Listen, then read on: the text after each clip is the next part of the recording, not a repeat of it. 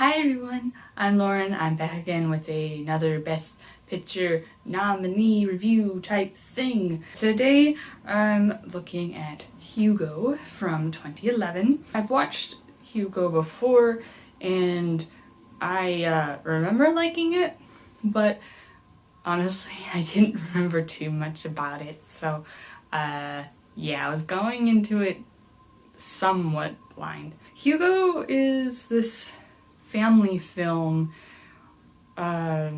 where this kid lives in this mall thing. It's set in France. I don't know what time period, but it's older. Anyway, he's living in this mall and he's trying to fix this automaton left behind by his father. And then shenanigans with some old filmmaking stuff. It's not a very easy plot for me to describe because I feel like it kind of deedle-doddles a little bit. I feel like it doesn't know what to stick with for its point. It flip-flops a lot between, oh, how sad is Hugo and his backstory and how both of his parents are dead and all he has is an automaton and such. But then it flips to a bunch of like really comedic scenes with some of the other characters, some of which don't do anything for the plot, really. So they're just there for comedic breath of air, like a break, I guess. But then as well, maybe after half an hour to 45 minutes, maybe a bit more than that, I feel like it introduces I forgot the name of the guy, but there's a pretty famous silent film director who made a lot of stuff. He's most famous for To the Moon, which is considered one of the first imaginative films, I think. So it focuses on that guy, and I feel like the film is trying to show appreciation for him, but then it also goes back to Hugo and his father's stuff and automaton, and it's a little muddled for me. I think what doesn't help is that Hugo is not interesting at all.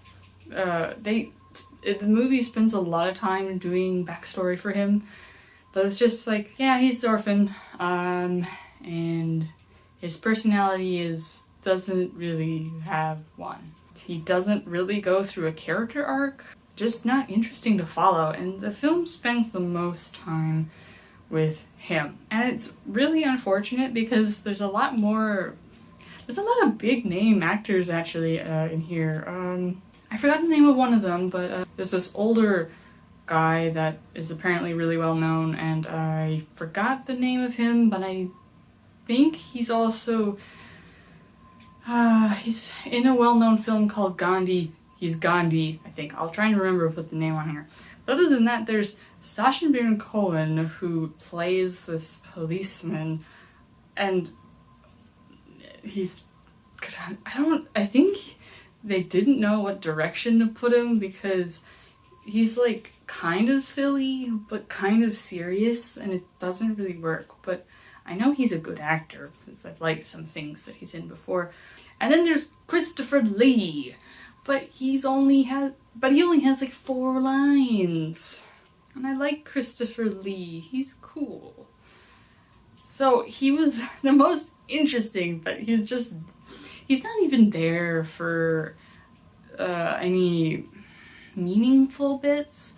He's just this librarian that's like, oh yeah, go over there to find that book, and thanks for returning that book. Basically, he doesn't say anything interesting, really, and he doesn't do anything. They just were like, oh, we can only afford 4 or 5 lines from Christopher Lee. Let's get him so we can have Christopher Lee on the title thing. I actually don't know if he's on the poster or not, but it's like, ah. So we spend more time with Hugo and none of these other interesting characters / actors, and it's so yeah. There's also this other point, a few points actually. It's like this side thing where this woman in guy, they're kind of trying to flirt, but the woman's dog keeps getting in the way, and the dog keeps getting aggressive towards the guy. So, shenanigans. Like, it's so funny, the guy runs away because the dog is so scary. It's a little dog. It doesn't have a plot purpose, but it's not that funny either, so it doesn't work for me, at least. Maybe it's funny for some people, but it did have some good CGI in it. Like, it had some CGI, but then it had also some good CGI that I was like, is that CGI? I think it is. But it passes pretty well. So, especially this is 2011, so it's not exactly hyper new. 10 years old at this point, so it was pretty good for that. And the other thing is just when the film focuses on celebrating the beginnings of filmmaking, it's interesting, it's good, and I enjoy it. But when it's every time else, not that, which is most of the film, it's kind of just fine. It's never bad, but it's never that great either. Except when it talks about filmmaking, which is cool, and it's interesting, and makes me want to watch some of the silent films and things that they mention, or they reference. So that was kind of disappointing. I think what was kind of funny is that all the scenes that I remember were the filmmaking scenes, the old film scenes. None of the scenes I remember enjoying on my first watch were anything to do with Hugo, the main character.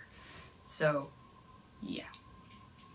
Oh yeah, and there's this girl that interacts with him too, and I don't know, I guess like she's there to drive the plot forward or something, but she wasn't that interesting either, so no. Anyway, I was pretty disappointed by that. That's how it goes. Can't like everything. Let me know in the comments below if you've watched Hugo, if you liked it or disliked it, let me know. Or if you're interested in watching it, also let me know. Yeah, thank you so much for watching. Hope to see you again in another video. Bye.